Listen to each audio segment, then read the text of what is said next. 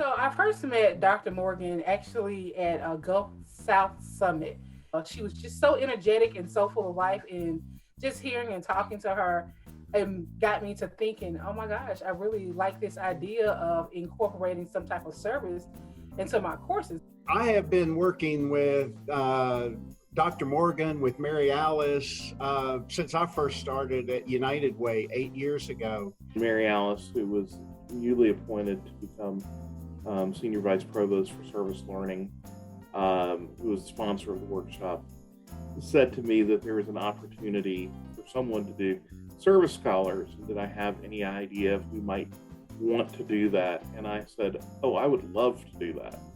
I met Dr. Morgan about 6 years ago in community as she was engaged in advancing the mission of Mercer University. And we bonded around service and service learning and the work of Operation Hope. So I met her in that way and found her to be very passionate.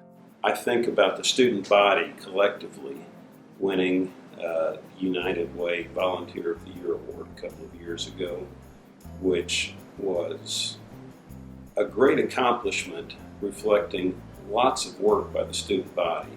But Mary Alice was the quarterback of that effort. Dr. Morgan has been a wonderful mentor to me, and she is, first off, an amazing professor. She was my professor in the Service Scholar program, and I actually went with Dr. Morgan to Cape Town, South Africa for our Service Scholar trip. When I think about Dr. Morgan's impact on Mercer, kind of broadly, she's always the type of person to create the conditions necessary to help others sort of achieve their own purpose. I love the support that she's provided for our efforts to integrate service learning and research and study abroad in one impactful, engaged learning package.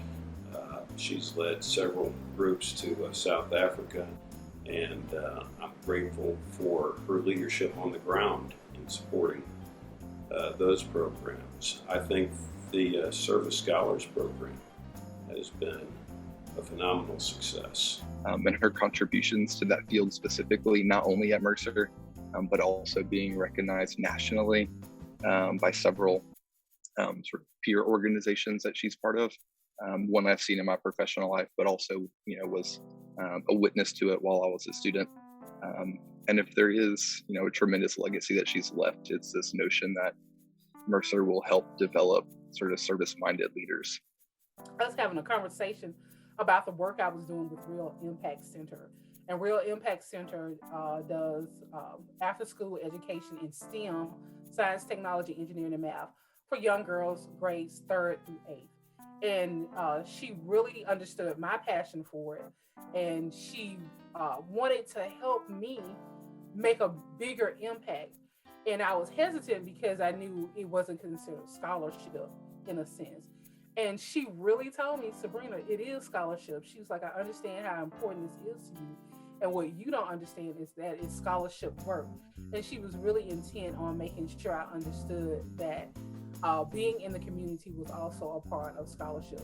I think she has done several things. One is that she has looked for places that impact could be made and has shepherded and leveraged the resources that Mercer might have into the community here in Macon.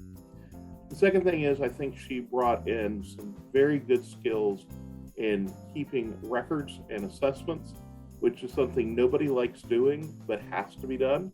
It's really kind of twofold. One, she is incredibly just like knowledgeable and intelligent and really pushes you to think deeper about service and about your impact on the community. Are you doing something for yourself, or are you doing something to actually serve, and what it means to be a servant leader? And then also, she is just an incredibly kind person and really has made an impact by getting to know her students and wanting to encourage them. She has influenced my ability to successfully work with students in the classroom. And so I am, I guess you could say, Mary Alice Morgan made in that way. There's always been a service ethos here, And I think what Mary Alice was doing was really building on that existing characteristic of the university and ramping it up and organizing it and taking it to the next level. As many people know, Mary Alice was one of the co-leads of the Promise Neighborhood Initiative. When we first started, and one of the reasons I know Mary Alice was so interested in the Promise Neighborhood Initiative, 8 years ago, only 38% of the children in Bibb County were reading on grade level. And this past year, before COVID hit, that number had gotten up to almost 70%. We always talk about Dr. Morgan and service learning and just being a part of the community. Well, for me, she's such a part of the community that I was out doing something called Girl Power STEM Camp. And she showed up. And she was like, yeah, you know, I saw you had posted it on your Facebook, so I decided I'd come and see what was going on. And I was like, what? Who does this?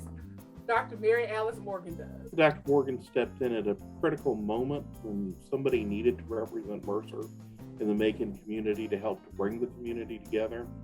I think that Mary Alice was incredibly kind and patient in developing relationships, some of which had not been as cultivated as they should have been in the past. And it was through her patient perseverance. I mean, there are two words that go with Mary Alice. It's patient and perseverant. She continued to build bridges that had been disrupted in the past or needed to be built or rebuilt. I've seen Mary Alice everywhere. I've gone and done the United Way Dr. Seuss reading, and she's been at the school.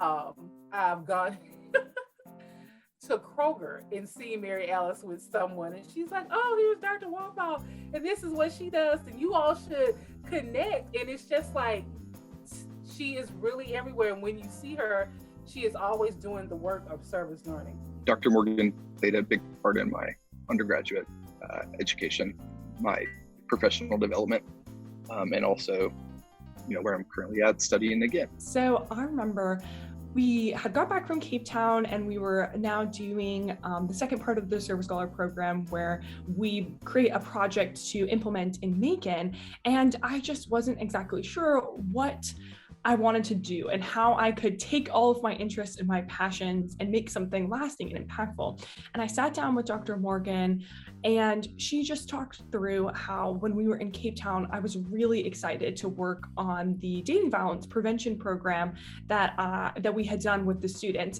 And she was just encouraging me to take that experience, something I really enjoyed, and to try and transform it into something that I could use in Macon. And she helped connect me with the women at Crisis Line and Safe House of Central Georgia, which also helped to supplement my project. And so with the help of Crisis Line and Dr. Morgan's guidance, I decided to create Operation Lighthouse, which is a teen dating violence prevention program. And what the program does is it goes into Macon schools and it educates teenagers about dating violence. And one of the things that I have to say for her is that she didn't drop the ball. When she gave her word, you could count on her. She is the most empowering person I've ever worked with. And I always enjoy her because she's not one for telling you how it has to be. She's one for helping you to reach your vision. Her work in the larger community has been inclusive and has had a focus on diversity. What it does is it impacts those students in a way that when they leave Macon-Bibb County, when they leave Mercer University, they have a strong sense of community commitment for themselves and community advocacy. About 6 years ago, we started a couple of awards that we give to people in the community that have stepped above and beyond the call of duty. Mary Alice was the first recipient of our Volunteer of the Year award.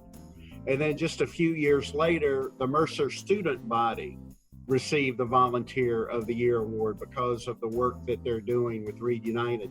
Really built up service learning by creating a well-oiled framework. So that way, as college students, we tend to kind of rotate in, rotate out. That's just the nature of college. But she, as a staple figure at Mercer and in the Macon community, has really done a great job of ensuring that projects get picked up and that things really continue on, and that there's a process, that we don't just jump in as, wide-eyed freshmen with lots of ambition and lots of drive, but kind of no direction. And she's always been so gracious and generous with time and spirit to help me to develop.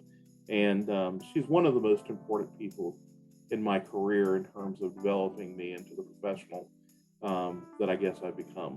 And I appreciate her friendship, and certainly would express my love for her and to her.